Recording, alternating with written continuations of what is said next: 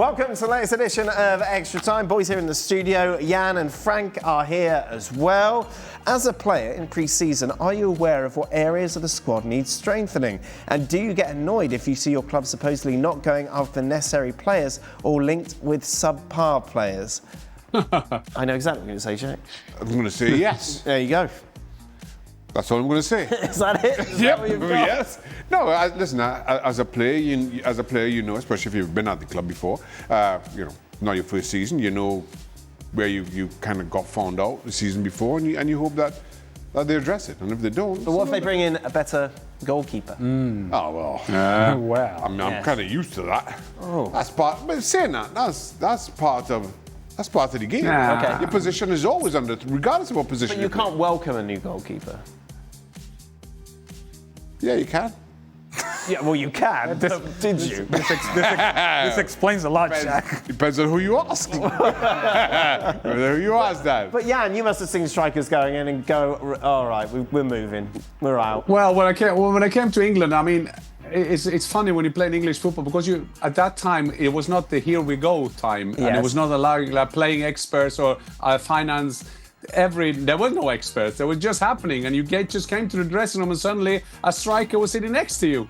When we were at Swindon in the Premier League, I mean, we had a manager, the best person I've ever seen in football, John Gorman, and he had the feeling if we lost 5-1 and we have 6 chances, we needed another striker. I felt it at that time. So we ending up with Frank McEvany, remember him, Shaka? He came on. We had so many different strikers coming on all the time. And to Shaka's point that I was sitting in the dressing room thinking, oh, I hope there comes a striker better than me. Forget it. Yeah. I was lucky every day. I was happy when I came into the dressing room. Another guy was sitting there and trying to take my place. Get out! Of course, we welcomed each other. Of course, we were teammates because that is a very good thing in England. I played for, was it 5 clubs in England? I can't remember, 4 or 5. And I was like, I was just coming into new dressing rooms all the time. And they welcomed me. I think that was a big part of English football that I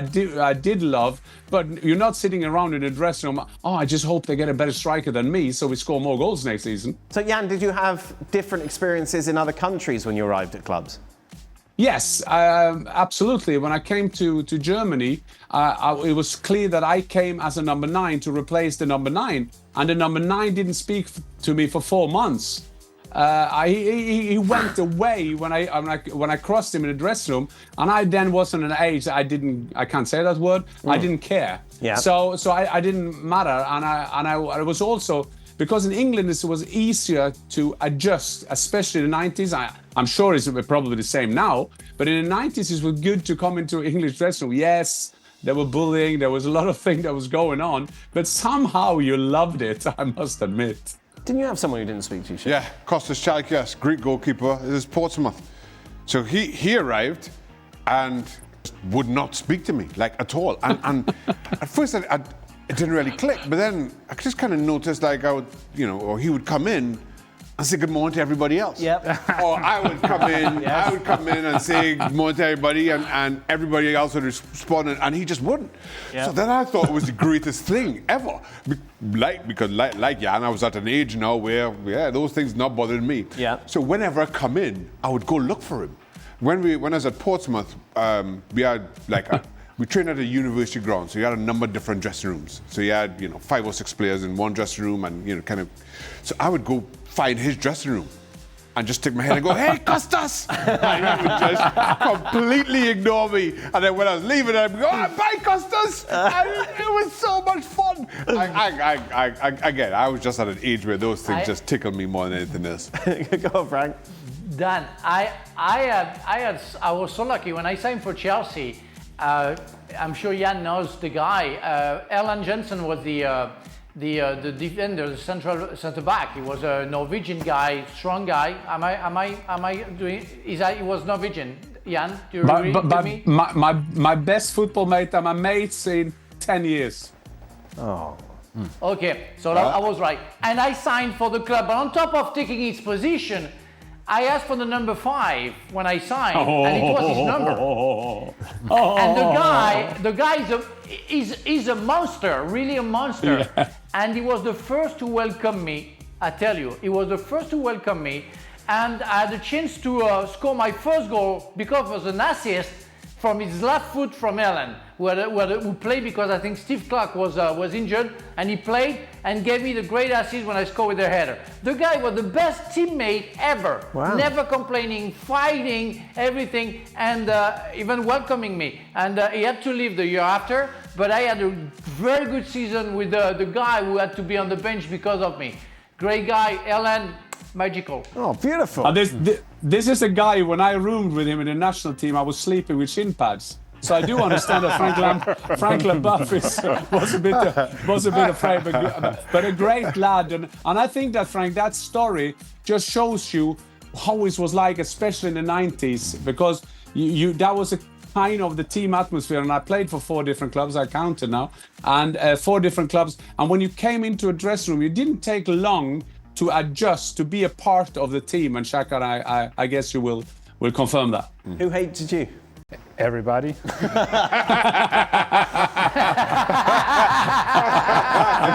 It's funny. As you know, this week I'm going to Houston for for the reunion, the celebration of the 20th anniversary of our win in MLS Cup with the Houston Dynamo. And in all honesty, I'm in my head, I'm trying to count the guys that I actually had a really good relationship with, and I'm kind of going, well, not that guy, and not him. So why did you not have a good relationship with? Because of your personality? Well, it doesn't help. I am a little prickly at times because I just speak my mind and say things that perhaps other people do not want to hear. But there were people like Stuart Holden, right? Yes. Who could not be more the opposite of me. Well, he's very outgoing, friendly, happy. Well, yes, but when I was already an older player, and he came in as a first-year player, and you're thinking, because this is the way I was brought up, as a first-year player, you're kind of thinking you're kind of quiet and you're just gonna mind your business, stay in your lane, and stay in your lane and do what you're told. From the moment this guy showed up in the locker room, he wouldn't stop talking. I mean, and he had the frosted tips as well. I mean, it just was. I could not be any far more different than me. Yes. And how I would have approached my career. Well, he hasn't stopped talking because now he's still is a TV analyst as well. Yeah. And I found out that he's going to be hosting, like we're going to have a Q&A. He's going to be hosting, still talking. 20 years later, he's still talking. Oh, brilliant. For Jan and Ali, who do you think will score more goals in the league this season? Isak, Gyokeres, or Joao Pedro? Wow. Go ahead, Jan. Well, I will go, because I dare, because Stevie is not in the studio, I will go for Isak. Okay. I will think that in Iraola, I mean, Liverpool is one of the big question marks this season. How will they develop with a new coach? How can he manage to come from off Broadway, going into Broadway, doing Liverpool? Iraola, will he get a system going that will fit Isak? I think they're depending on him scoring a lot of goals. Gyokeres, of course, playing for Arsenal, we know that they will score. I will go for Isak. He gets my vote. Okay, do you agree? I think Isak is going to be substantially better than he was last season. It doesn't take much because he doesn't have a broken leg. Yes, that helps. But I do think that Joao Pedro is going to get more goal-scoring opportunities. And what does that mean? I'm going to take Joao Pedro. Okay, Shaka, let's open it to the floor. Isak. Okay, and Frank? Joao Pedro. Oh, it's a split. So it's you, Dan. It's down to you. You are the guy. You're the vice president. Joao Pedro is my answer. Yeah. I thought you'd go for the Arsenal guy. You just seem to have this way about you this season. Yeah, about Arsenal. I just thought. Is 2 years enough time for Xavi? I've just literally had to check that he did get the job to turn Netherlands into Euro contenders along with Spain, France and England. Xavi's got the job, Shaq. Has he? I bet you didn't know that I either. did not. No, I did not know that. All right, had a way to prepare for the show, Shaq. Well, I'm the host and I didn't know. Had a way to prepare for the show, Dan. I didn't know this was coming. I don't know. Nobody told me that. Well, the fact that they take Xavi is surprising, but still it makes sense when you know the connections between football, the Netherlands football and Barcelona. We're starting with Cruyff and all the players are going different ways, and that's the way they want to play. The big thing that Xavi and Jurgen Klopp will find is that they can only pick players from Netherlands and Germany. Oh, I mean, this is a new thing? Yeah, this is a new thing. I don't Right. think they thought of that. I think that Jurgen Klopp will probably say soon, I need a couple of transfer windows to make this Germany team great. But the influential part of it is good. That is good. It's a great name. But when you see now they go less and less days to prepare the team, it's quite hard to find the way you want to play in there. So I am skeptical, optimistic that Netherlands and Germany will be better. Oh, well, they can't be worse. Germany can't be worse, by the way. So Germany will be substantially better. The Netherlands. Xavi's first game, can I just throw this in? Sure. Yeah. Is Klopp. against Jurgen Klopp's Germany. Oh, wow.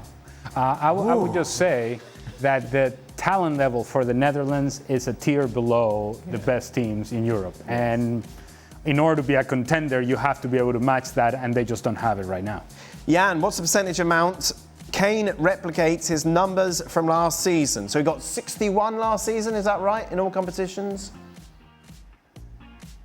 I will say that there is a trick, by the way, because how can you use percentage that it will replicate about everything? But I think there is a 90% chance that he will get that amount of goals. So I take 10% off. That's a lot. His tally. Yeah. Yeah, you're confident. I think.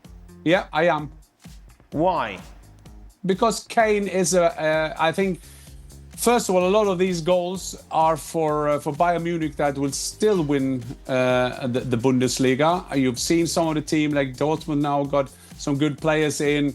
I'm skeptical what happened with Demichelis in Leipzig. So Bayern will kind of win this easy, and then he will get loads of chances. And Harry Kane is great professional, great attitude. And if you have a striker in a team like Bayern Munich, I'm not saying you can't avoid scoring goals, but I'm saying that he will do the same thing as Lewandowski did, score and score and score and score. Frank, are you interested in pooling your money together to purchase Leicester, as the owners have put the club up for sale? Do you want to buy Leicester? Should we buy it as a team? Leicester was my lucky number, and I always had good goals scored against Leicester City. So I really love that club, and I like the way they moved into a very good club to the Premier League, and how they won the Premier League. I'm not sure I will put some money because I don't have enough to make sure it's going to please them. I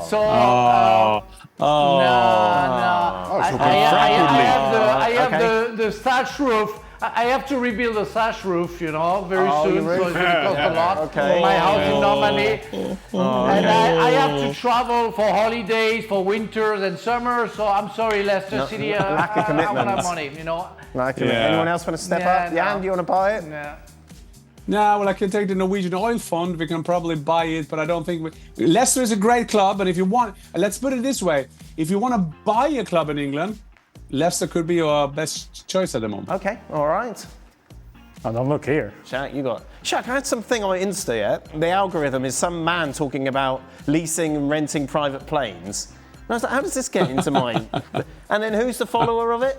Shaka Hislop. Wow. That's where it's... Wow. I need some kind of proof around that. Wow. I need evidence. I don't believe that. 100%. I promise I you. don't follow anybody who You follow a some couple man. of guys with a rowboat. I follow a guy with a rowboat trying to save up for a paddle. That's it. No, definitely. No, the no, private plane man is Shaq. No. So would you step up and use some of those Shaka millions? No. No. If I had those millions, I'd buy Reading. Reading's my first club. Oh yeah. So, let's pull up and buy Reading. You'd have to live in Reading, though. No, you don't have to live in Reading. Okay. That's not the. I thought that was...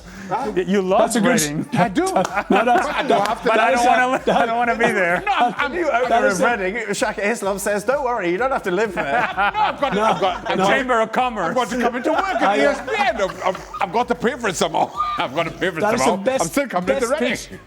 Best pitch I've ever heard. I would buy Reading but I don't want to live there because I don't like the place to live there. That's not what I said. Exactly what you That's not what I said. I love Reading until I had to live there. Yeah, brilliant.